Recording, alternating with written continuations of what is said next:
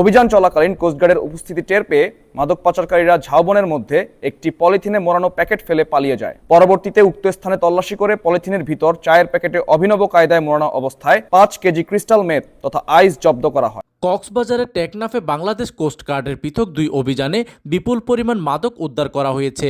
জব্দ করা হয়েছে 5 কেজি ক্রিস্টাল মেথ আইস এবং 5000 পিস ইয়াবা। একই সাথে আটক করা হয়েছে এক মাদক কারবারিকে।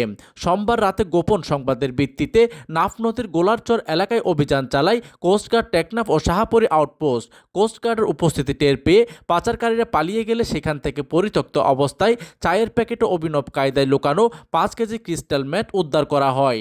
এর আগে রোববার সন্ধ্যায় টেকনাফের কেরুনতলি এলাকায় অভিযান চালিয়ে একটি সন্দেহভাজন অটোরিকশা তল্লাশি করা হয়।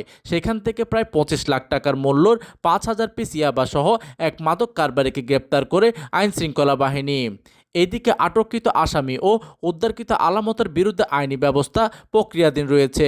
মাদকের বিস্তার রোধে কোস্টগার্ডের এমন কঠোর অভিযান অব্যাহত থাকবে বলে জানিয়েছেন মিডিয়া কর্মকর্তা।